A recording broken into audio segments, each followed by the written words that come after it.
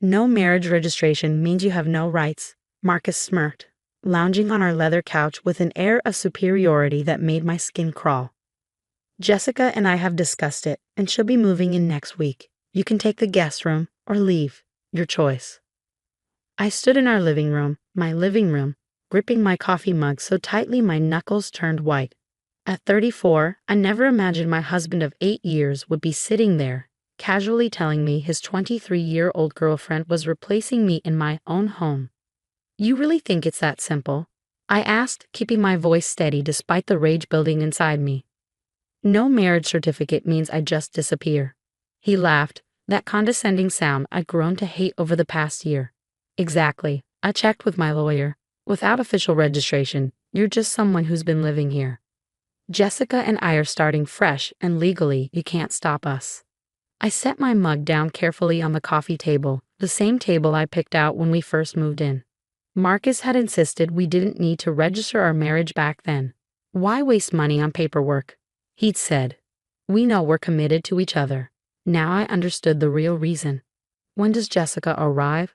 I asked, walking toward my home office. Next Tuesday, he replied, clearly pleased with my apparent acceptance. She's bringing her designer furniture. This place needs a younger woman's touch. I closed my office door behind me, my hands trembling as I unlocked the bottom drawer of my desk. Inside lay a manila envelope I put there 3 years ago, when I first suspected Marcus was hiding something. I'd hired a private investigator then, not to follow Marcus, but to look into our property records. The PI had discovered something interesting. Marcus hadn't actually bought this house as he claimed. His uncle had left it to him in a will, but there was a crucial detail Marcus either didn't know or had forgotten. I pulled out the document and read the words I'd memorized long ago. Property to be held in trust until marriage is legally registered. There was more, about how the house would revert to other beneficiaries if certain conditions weren't met. But that first line was all that mattered now. My phone buzzed, a text from Jessica herself. Can't wait to redecorate. Hope you're not too heartbroken. I smiled for the first time that day. Marcus had been so focused on using the lack of marriage registration against me. He'd never bothered to read his uncle's will properly.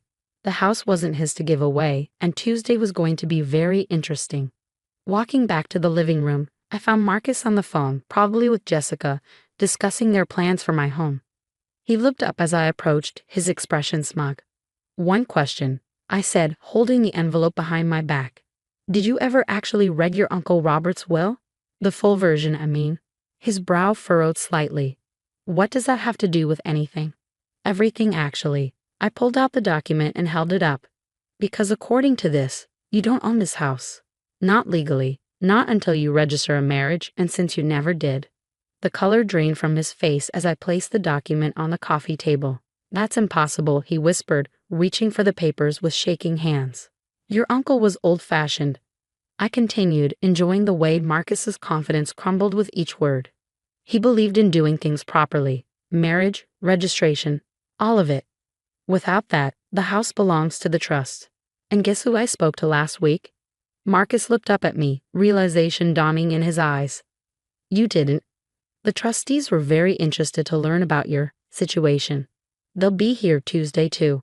Perfect timing, don't you think the next few days were a masterclass in watching someone unravel?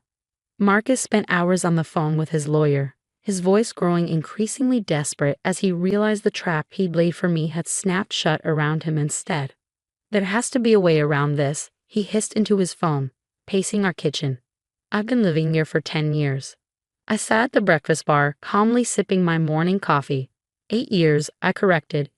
You rented before that, remember? He shot me a venomous look. This is all your fault. You went behind my back, dug up private family documents.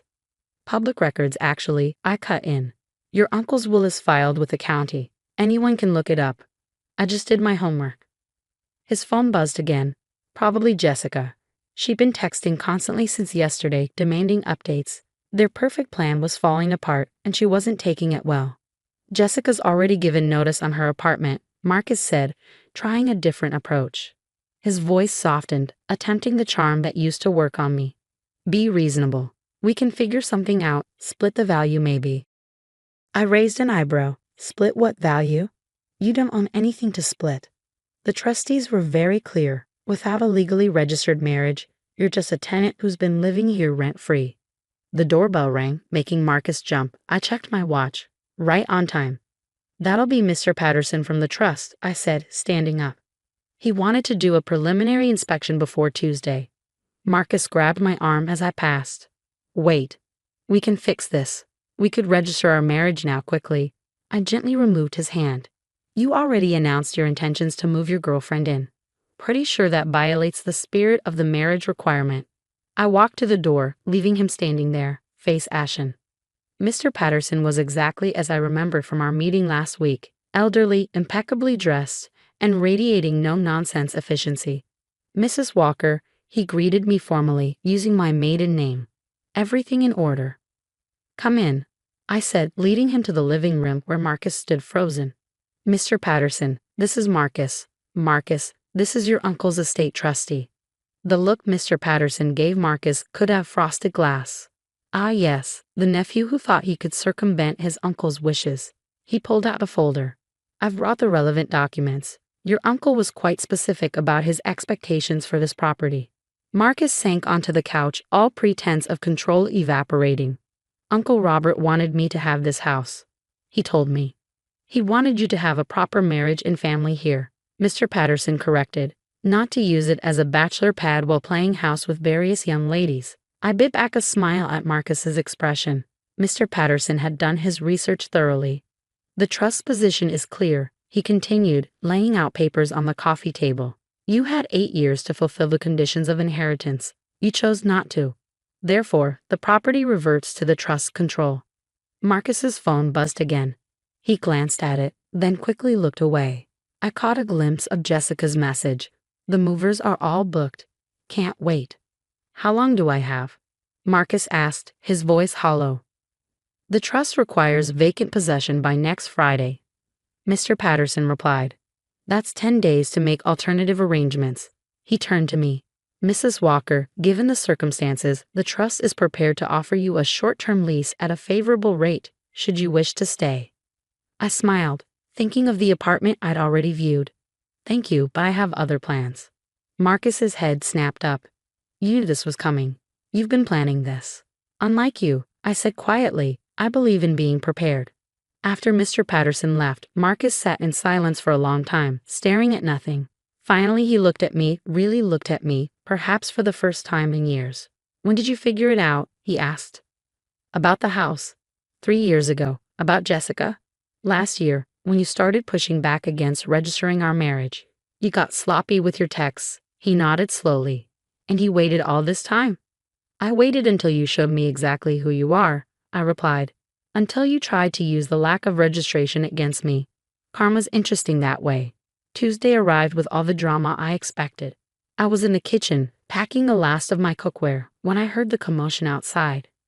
Jessica had arrived with her moving truck right on schedule. What do you mean we can't move in? Her shrill voice carried through the open window. Marcus, you promised me this house. I walked to the front door just in time to see Mr. Patterson and 2 other trustees intercepting Jessica and her movers. Marcus stood to the side, looking like he wanted to disappear into the perfectly manicured lawn he'd always been so proud of. Mr. Patterson was saying, his tone clipped, this property is under trust management. No unauthorized occupancy will be permitted. Jessica turned to Marcus, her perfectly made-up face contorting with rage. You said this was handled. You said your wife had no rights. Technically, I called out from the doorway. He was right about that part. I don't have any rights to the house. I smiled sweetly. But neither does he. The moving truck driver was already backing out of the driveway, clearly wanting no part of this situation. Jessica's designer furniture would have to find another home. This is ridiculous. Jessica stamped her foot, looking every bit the 23-year-old she was. I gave up my apartment. I bought new furniture. Marcus, do something.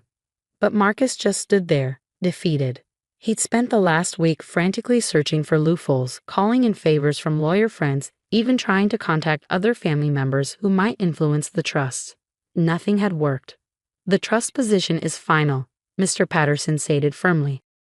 The property must be vacated by Friday, Any attempts to occupy it without authorization will result in legal action. Jessica's face crumpled as reality finally sank in. But where am I supposed to go? That's not our concern, Mr. Patterson replied. Turning to me, his expression softened slightly. Mrs. Walker, I trust you'll be finished moving out by tomorrow. I nodded. Everything's almost packed. The lease on my new apartment starts today. Marcus's head snapped up. You've already found a place. Like I said, I replied, I believe in being prepared. Later that evening, as I packed the last of my personal belongings, Marcus made one final attempt to talk. We could still fix this, he said, hovering in the doorway of what had been our bedroom. Register the marriage, make it official. We could have the house back. I closed my suitcase and turned to face him. You still don't get it, do you? This was never about the house. It was about respect, about building a life with someone who values you. You failed at both. What about Jessica? He asked quietly. What about her? You promised her something you didn't own, just like you promised me a marriage you never intended to honor. He had no response to that. The next morning, I handed my keys to Mr. Patterson. My new apartment was smaller but bright and airy, with a balcony perfect for the herb garden I'd always wanted to start. As I unpacked, my phone buzzed with a message from my friend Deanne. Just drove by the house. Jessica's furniture is sitting in Marcus's parents' driveway. His mom looks furious. I smiled, imagining the scene. Marcus had always relied on his parents bailing him out of trouble, but a house full of modern furniture and an angry girlfriend might be beyond even their capacity for cleanup. A week later, I ran to Jessica at a local cafe. She was alone, stirring her coffee absently. He's living in his parents' garage, she said when she saw me. Claims he's between properties right now. She laughed bitterly. I should have known when he wouldn't make anything official with me either. Some lessons are expensive, I replied, grabbing my to-go order, but they're worth learning. 3 months later, I received a formal letter from the trust. They had sold the house to a young couple who, ironically, had just registered their marriage. Mr. Patterson included a personal note. Your ex-husband tried to contest the sale. The judge laughed him out of court. Standing on my balcony that evening, tending to my flourishing herb garden, I felt nothing but peace. Marcus had tried to use the lack of marriage registration against me, thinking it left me powerless. Instead, it had revealed exactly who we both were. Him, a man trying to cheat the system, and me, someone strong enough to walk away and build something better. Sometimes the best revenge isn't just about winning. It's about showing someone that their attempt to take advantage of you becomes the very thing that sets you free.